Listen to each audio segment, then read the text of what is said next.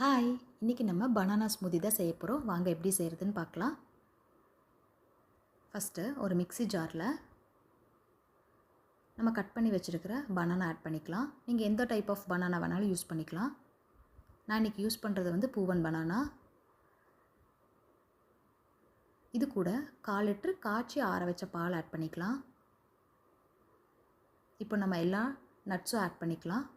First பாதாம், இப்போ dates, கூடவே ரெய்சின், அடுத்தது கேஷ்யூ. இப்போது 3 டேபிள் ஸ்பூன் ஆஃப் ஹனி,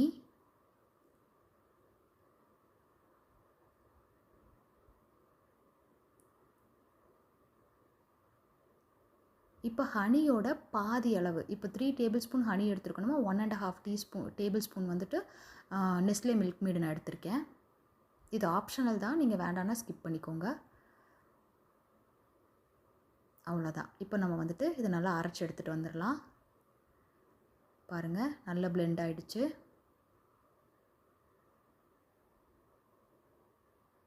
அவ்வளோதான், நம்ம பனானா ஸ்மூதி ரெடி.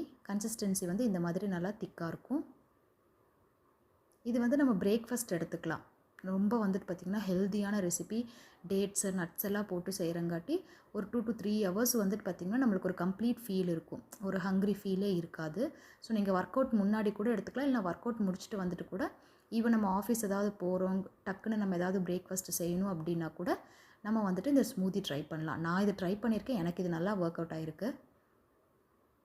அவ்வளோதான், நம்ம இப்போ இதை சர்வ் பண்ண போகிறோம். ஃபஸ்ட்டு வந்து ஒரு கிளாஸில் ஐஸ் க்யூப்ஸ் போட்டுட்டு நம்ம ரெடி பண்ணி வச்சுருக்கிற ஸ்மூதி ஆட் பண்ணிவிட்டு, இது வந்து ஆப்ஷனல் தான், எனக்கு இந்த ஃப்ளேவர் பிடிக்கும், அதனால் நான் வந்துட்டு எகெயின் மேலே கொஞ்சம் மில்க் மேட் ஆட் பண்ணிவிட்டு கார்னிஷிங்காக பொடியாக நறுக்கி வச்சுருக்கிற பாதாம் ஆட் பண்ணிக்கிறேன்.